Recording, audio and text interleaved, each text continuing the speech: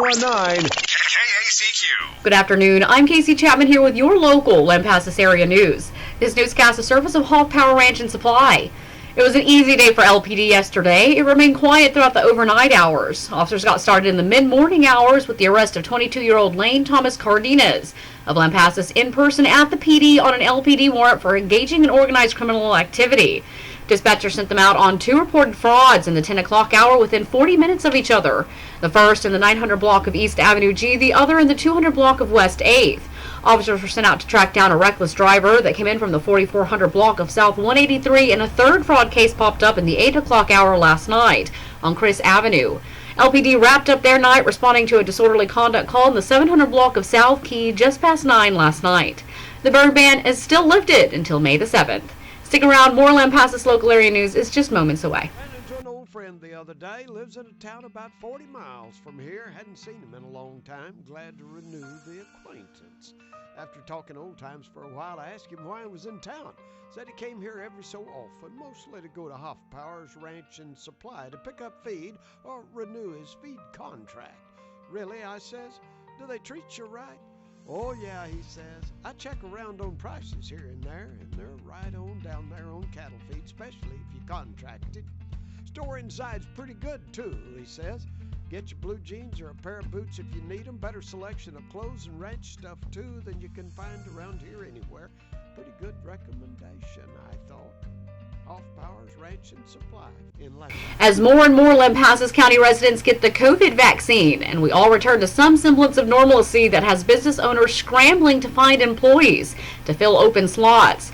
From restaurants to car dealerships and hotel businesses in Lampasas can't fill vacancies fast enough. If you know someone who is looking for a job, now is the perfect time. Go pick up a copy of today's radiogram and look inside the fold, or just look up all the opportunities online at lampasasradio.com. You have 5 more days to get your expired driver's license or ID cards renewed. To schedule an appointment, go to txdpsscheduler.com. Expired vehicle registrations have to be renewed as well. Law enforcement will start issuing citations on the 15th for expired driver's license and vehicle registration.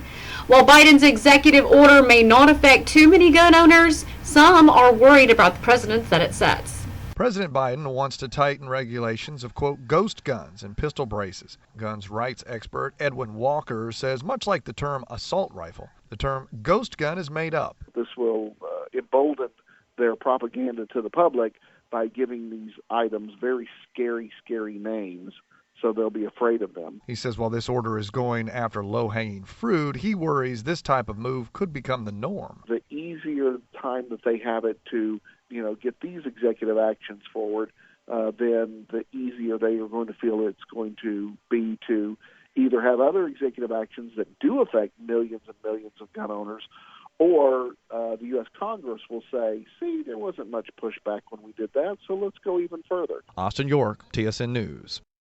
San Antonio Shelter for Migrant Kids is in the spotlight again today. Michael Board with the story.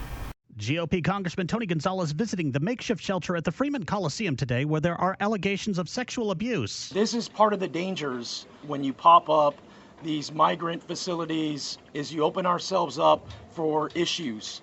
2 Texas agencies received reports this week that some of the 1,600 teens had been sexually abused. This comes as the flood of unaccompanied kids at the border grows. The Border Patrol caught nearly 19,000 in March. That's a 100% increase over February. Michael Board, TSN News. In sports, Badger baseball sits the top spot in district, but Brownwood is looking to knock them off. The Lions will be looking for revenge in the last matchup with the Badgers tonight, this time on Brownwood's turf. You can catch that game live at 7 on KACQ 1019 or at lampasasradio.com. As it sits right now, Lampasas sits at 5-2, Stephenville at 4-1, Brownwood at 4-3, Gatesville at 3-3, and hapless Glen Rose sits all alone at the bottom at 0-7. Lady Badger softball starts round 2 of district play tonight at Gatesville. You can hear that game live on KCYL 1450 on the AM side with the first pitch at 6:30. For your COVID-19 update, yesterday's active COVID numbers around the region reported from the state shows Bell County down 4 at 314. Coryell County is down 1 with 94, Burnett holding at 108, while Mills is steady with half a dozen active cases. Hamilton is down to 3. Here locally, as of this morning, Lampasas County is reporting 19 active cases. That's 1 case up from yesterday. 1 remains hospitalized, and the number of fatalities is holding at 30.